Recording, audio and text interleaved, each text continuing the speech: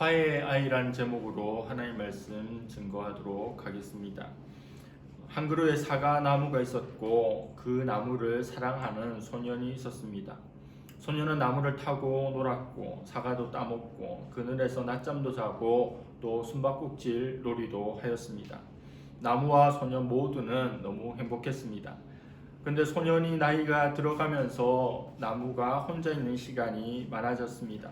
나무는 자라가고 있는 소년에게 놀자고 했지만 소년은 나무에게 놀기엔 내가 이미 너무 많이 커버렸다고, 나는 다른 놀거리가 필요하고 그러려면 나에게 돈이 있어야 된다고 이야기하였습니다. 나무에겐 돈이 없었지만 자신에게 달려있는 사과를 팔아서 그것으로 돈을 가지라고 했습니다. 나무는 사과를 줄 수 있어서 행복했습니다. 소년은 나무를 그렇게 떠났습니다. 한참 만에 소년이 나무에게로 돌아왔습니다. 나무는 반가워하면서 놀아달라고 합니다. 그러나 소년은 이제 더 이상 소년이 아닙니다. 어른이 되었습니다. 나무와 놀 만큼 한가로운 삶이 아닙니다. 자신에게는 부인과 아이들이 있는데 그들과 함께 행복하게 살 집이 필요하다고 이야기했습니다. 그러자 나무는 자신의 가지를 베어다가 집을 만들라고 했습니다. 소년은 나무 가지를 다 베고 돌아갔지만 나무는 그래도 행복했습니다. 그리고 또 한참의 시간이 지나서 그가 돌아왔습니다. 나무는 너무 좋아서 기뻐하면서 놀아달라고 했습니다. 그러자 그는 나이가 너무 들었고 나는 지금 너무 힘들고 비참하기에 배를 타고 멀리 떠나고 싶다고 이야기합니다. 그러자 나무는 자기의 줄기를 베어다가 배를 만들려고 합니다. 소년은 줄기를 베어서 그렇게 나무를 또 떠나갑니다. 그는 노인이 되었습니다. 노인이 되어서 나무를 찾아옵니다. 나무도 이제 너무 늙었고 자신에게는 아무것도 없어 소년에게 미안해합니다. 자신이 가진 것은 늙어버린 나무 밑둥뿐이라고 이야기합니다. 그 남자는 너무도 힘들고 지쳐서 쉴 곳이 필요하다고 이야기하죠. 나무는 안간힘을 다해 자기의 몸뚱이를 펴면서 앉아 쉬기에는 늙은 나무 밑둥이 최고야 라고 이야기해 줬습니다. 남자는 나무가 시키는 대로 했습니다. 그래서 나무는 너무도 행복했습니다. 아낌없이 주는 나무의 내용입니다.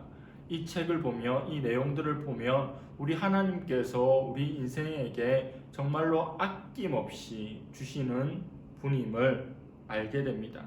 마치 이 나무가 우리 하나님 같다는 생각을 해봅니다. 하나님께서 우리 인생들에게 모든 것을 아낌없이 주셨습니다. 천지만물을 창조하시고 그 모든 것을 마지막 날 친히 흙을 빚어서 창조한 우리 인생들에게 다 선물로 주셨습니다. 그리고 하나밖에 없는 독생자 예수 그리스도를 우리 인생에게 주셨고 더 필요한 것들이 있다면, 더 원하는 것들이 있다면 아들까지 주었는데 무엇을 아끼겠느냐고 말씀하신 분이 우리 하나님이십니다.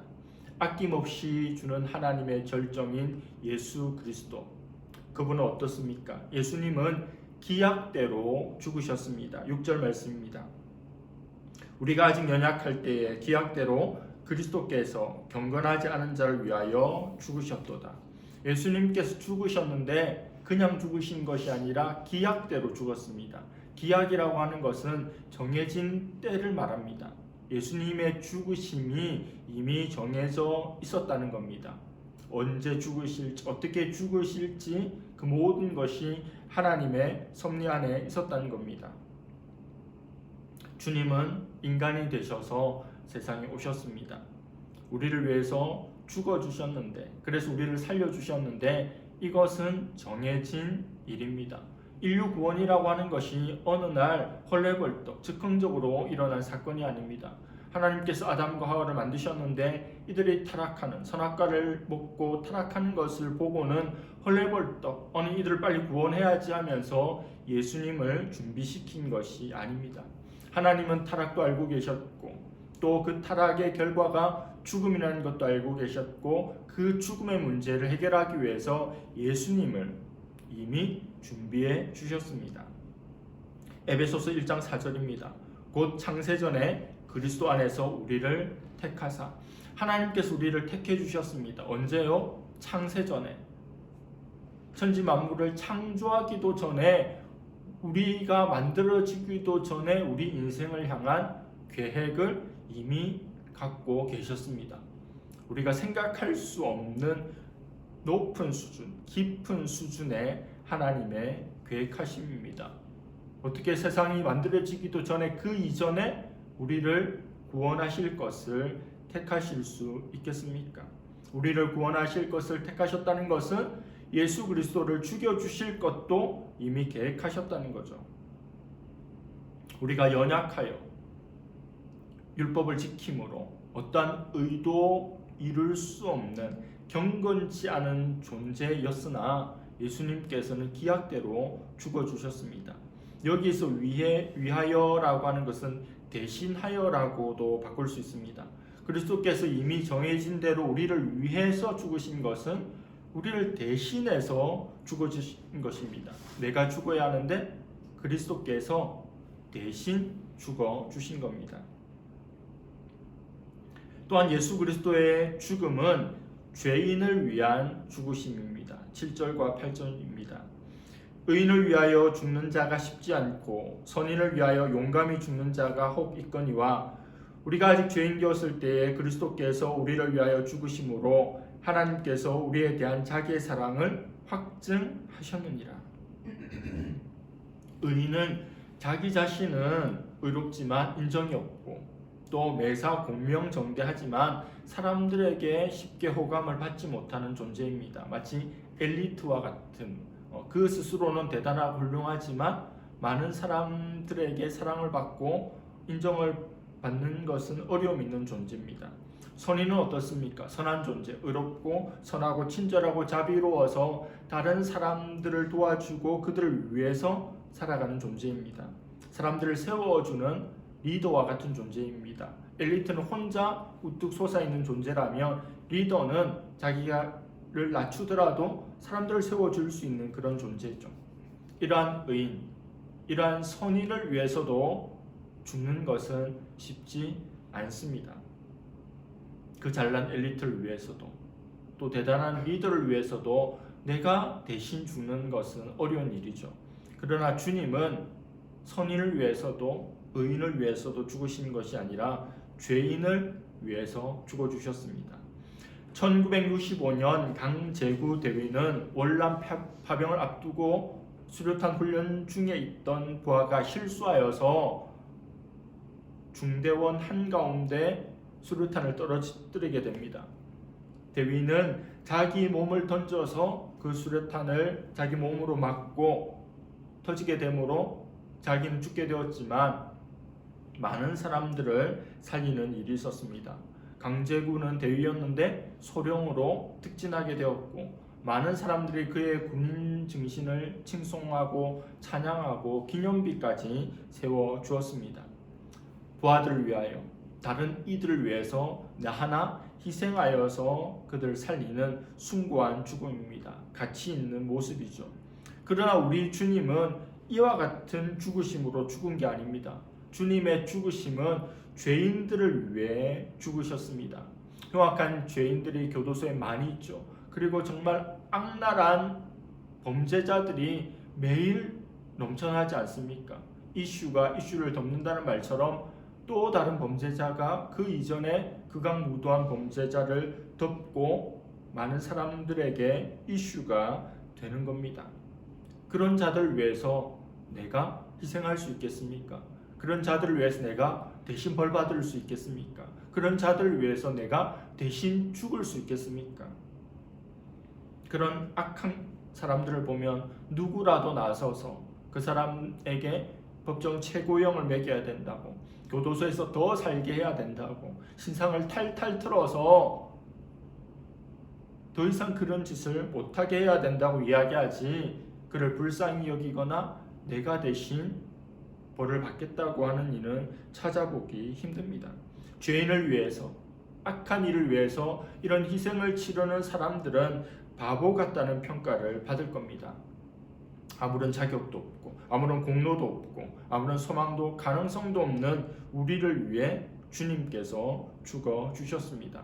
그래서 성도는 좀 바보처럼 살아야 합니다. 너무 똑똑하고 손해 하나 안 보고 찔러도 피 한 방울 나올 것 같지 않은 삶을 살아서는 안 됩니다. 우리가 남들을 위해서 나를 포기하며 살아야 하는 이유는 무엇입니까? 좀 바보처럼 보여야 하는 이유는 무엇입니까? 그 청년 바보 의사뿐만 아니라 그 성도 바보 예수쟁이란 말을 들어야 하는 이유는 무엇입니까? 우리 예수님께서 바보처럼 사셨고 바보처럼 죽으셨기 때문입니다. 참 바보처럼 죽어 주셨습니다. 그 바보 예수 그리스도의 사랑을 받은 사람으로서 바보처럼 또한 계산 없이 사랑하며 살기를 바랍니다. 예수 그리스도는 또한 사랑의 확증을 위해서 죽어 주셨습니다. 내가 너를 사랑한다. 내가 너를 사랑한다. 이렇게 말만 하고 결정적인 순간에 그 사랑을 드러낼 수 없다면 그 사랑은 진짜가 아닌 겁니다. 사랑한 연인이 밤늦게 데이트를 하다가 불량배가 나타나자 남자가 뒤도 돌아보지 않고 도망쳐 버린다면 말로는 그 여인을 사랑한다고 하지만 실제로는 사랑하지 않는다는 것이 확증되고 만 겁니다. 증명되고 만 것이죠. 하나님 우리를 사랑한다 사랑한다 말씀만 하시고 어떤 일도 하시지 않고 아들 예수 그리스도를 우리에게 보내주시지 않는다면 그 사랑이 어떻게 증명되겠습니까? 확증되겠습니까? 내가 너희 인생들을 사랑한다. 내가 이스라엘을 사랑한다. 내가 온 열방을 사랑한다 말씀하신 하나님께서 예수 그리스도를 보내주심으로 봐 내가 너희를 사랑하지라고 확증해 주신 것입니다. 우리를 진실로 사랑하시는 하나님의 사랑이 예수 그리스도를 주심으로 확증된 겁니다. 우리 하나님은 그런 분이시죠. 우리를 위해 처음부터 선지자와 또 천사들을 보내어 주셨습니다. 그리고 마침내 그 아들이 직접 왔습니다. 나를 사랑하시는 하나님, 우리를 사랑하시는 하나님, 우리의 연약함과 우리의 죄인됨과 우리의 추함과 경건치 않은 것, 그리고 심지어는 하나님과 원수되었던 우리를 다 아시고도 하나님은 우리를 있는 모습 그대로 사랑해 주십니다. 사랑의 본질은 뭘까요? 사랑의 본질은 주는 것입니다. 내가 무언가를 줄 때, 선물을 줄 때 받으리가 그만한 자격이 있거나 또 내가 그것을 주었을 때 그만한 나에게 돌아올 무언가가 있을까라고 생각하는 것이 우리 인생입니다. 그런 하나님이 예수 그리스도를 주실 때는 이러한 일반적인 상식이 깨어집니다. 우리에게 어떤 자격과 공로가 있는 게 아닙니다. 그리고 우리에게 아들 예수 그리스도를 준다고 한들 우리가 무엇으로 아들 예수 그리스도로 인한 그 사랑을 보답할 수 있겠습니까? 보답할 수 있는 가능성이 거의 없다는 거죠. 그럼에도 불구하고 우리 죄인을 끝까지 사랑해 주셨습니다. 사랑하고 계시고 사랑하실 것입니다. 그 하나님의 사랑을, 그 예수 그리스도의 사랑을 우리가 머리로 알고 우리 가슴으로 느끼고 온몸으로 체험한다면 우리는 못할 것이 없습니다. 사랑하지 못할 사람도 없고 헤쳐나가지 못할 환경이나 운명, 상황도 없는 것입니다. 사랑만 받을 만한 사람에게 애정과 존경과 사랑을 주는 것은 쉬운 일이지만 죄인에게 그러한 사랑을 베푸는 것은 쉽지 않습니다. 그래서 날 향한 하나님의 사랑은 너무도 놀라운 것입니다. 자기 자신을 드렸고 십자가에 달리셨고 원수된 우리를 그렇게 살려주셨습니다. 어떻게 하나님의 사랑, 예수 그리스도의 사랑을 우리가 의심하고 그 사랑을 느끼지 않고 살아갈 수 있겠습니까? 화폐의 기능에는 교환의 기능과 가치평가의 기능이 있습니다. 비싼 것은 더 가치가 있는 것이기에 더 많은 돈을 주고 그것을 사려고 합니다. 누구도 값비싼 대가를 치르고 쓰레기나 똥을 사려고 하지는 않습니다. 내가 치르는 그 비용에 합당한 가치가 있을 때에만 그 비용을 치르는 것입니다. 하나님께서 우리를 살리기 위해서 치르신 대가는 예수 그리스도의 피값입니다. 예수 그리스도의 피값보다 더 가치 있는 것은 세상에 존재하지 않습니다. 그러므로 우리는 예수 그리스도의 피값의 존재들입니다. 이건 1,000원짜리, 이건 10,000원짜리, 이건 100만원짜리, 1억짜리 하는 것처럼 우리는 예수님짜리입니다. 예수님의 피값으로 우리를 구원하셨기 때문입니다. 하나님은 독생자 예수를 우리를 위해서 주셨는데 아낌없이 주셨습니다. 하나밖에 없는 예수 그리스도를 조금도 아끼지 않고 우리를 위해서 주셨습니다. 오늘 본문에 4번씩이나 위하여 죽다라고 하는 표현이 있습니다. 우리를 위해서 죽어주셨습니다. 우리를 위해서 죽어주셨습니다. 우리를 대신하여 죽어주셨습니다. 하나님이시 선하시고 온전하시고 공의로우시고 높고 위대하신 하나님께서 연약하고 죄인이고 하나님과 원수되고 소망 없고 이미 죽어있는 우리를 위해서 그 일을 이루어 주신 것입니다. 우리에게 그런 사랑을 베풀어 주신 주님을 기억하기를 바랍니다. 그 사랑을 느끼기를 바랍니다. 그 사랑을 알기를 바랍니다. 그 사랑을 누리기를 바랍니다. 그 사랑을 전하기를 바랍니다.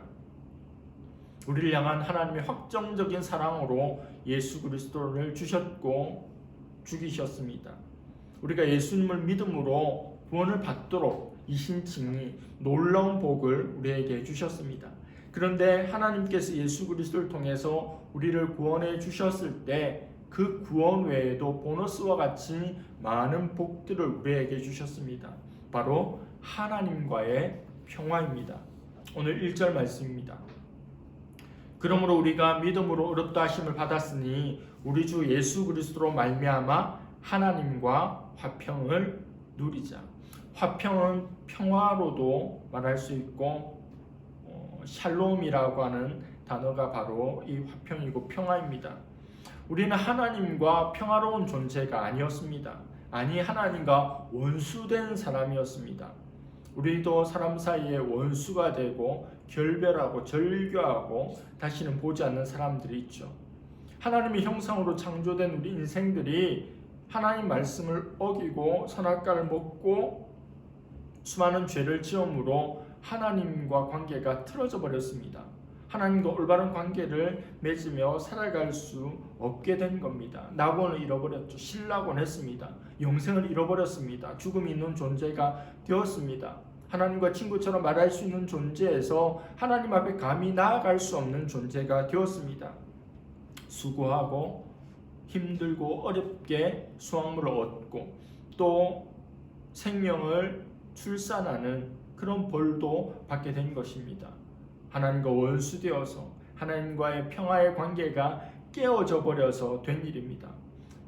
감히 하나님 앞에 나아갈 수 없는 존재가 된 것입니다. 고대 중동의 사람들은 왕 앞에 함부로 나아갈 수 없었습니다. 신하들도 그렇고 왕비라도 왕 앞에 부름받지 않는데 나아갈 수 없었습니다. 에스더를 보면 왕이 불러야 왕 앞에 나아갈 수 있지 않습니까?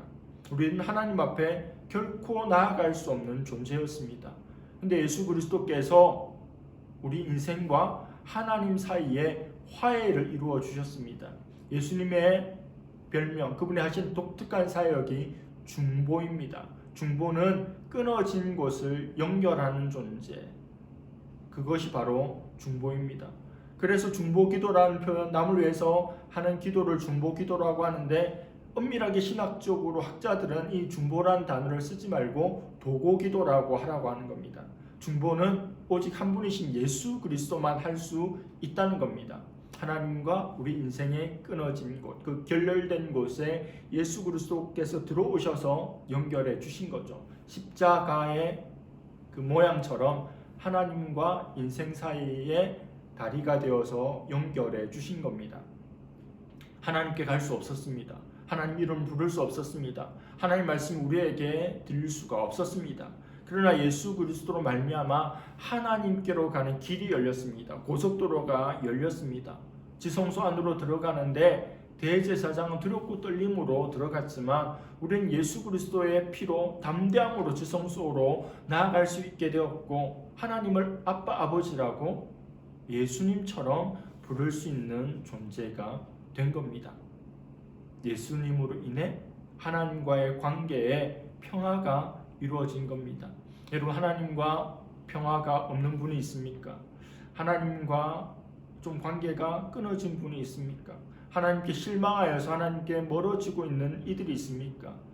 가장 필요한 것, 가장 긴급한 것은 하나님과의 관계 회복입니다. 그분과의 화평, 그분 안에서의 샬롬, 그리고 그로 인하여 세상 모든 사람들과의 관계에서 평화를 가져올 수 있기를 바랍니다.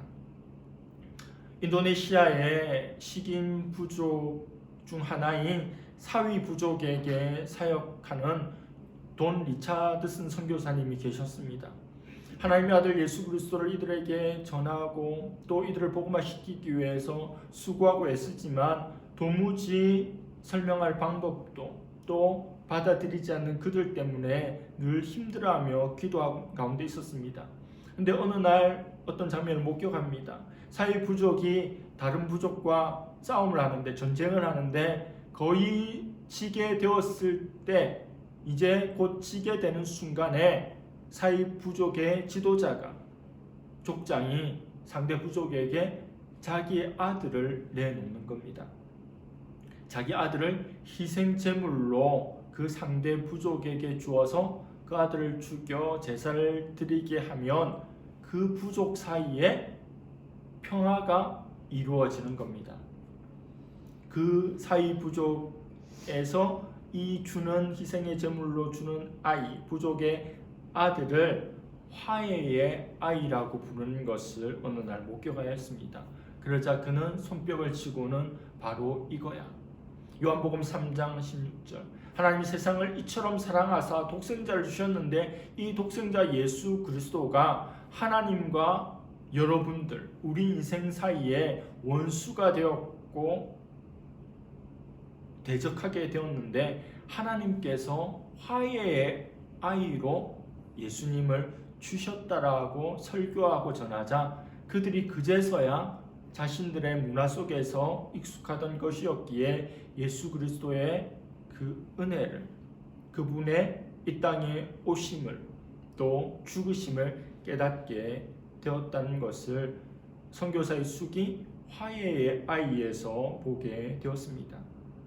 하나님께서 우리와 화해하기 위해서, 화목하기 위해서 아이를 주셨습니다. 누가 잘못했습니까? 내가 잘못해서, 우리가 잘못해서 하나님과 원수가 되었다면 우리가 하나님과 이 관계를 풀기 위해서 애쓰고 힘써야 하는데 처음부터 우리에게는 하나님과의 관계를 풀 만한 어떤 근거도 없다는 겁니다. 우리 인간이 하나님에 대적하여 원수가 되었는데 하나님께서 손 내밀어 주셨습니다. 나와 화목하자, 나와 평화하자, 나와 평안을 누리자. 그 대가는 화해의 아이 예수 그리스도이십니다. 하나님과 화평을 누리게 되므로 성도에게는 기쁨이 찾아옵니다. 누구하고 조금 싸웠는데 화해하며 마음이 평안해지고 기쁨이 넘치지 않습니까? 가족 간에 불화가 있었는데 이것이 해결이 되면 기쁨이 넘치지 않습니까? 하나님과 원수된 채 살아갈 때 우리 인생에는 기쁨이 있을 수 없죠. 하나님과 화평을 누리게 될 때 마침내 우리에게는 기쁨이 흘러넘칩니다. 2절 11절입니다. 또한 그로 말미암아 우리가 믿음으로 서 있는 이 은혜에 들어감을 얻었으며 하나님의 영광을 바라고 즐거워하느니라. 그뿐 아니라 이제 우리로 화목하게 하신 우리 주 예수 그리스도로 말미암아 하나님 안에서 또한 즐거워하느니라.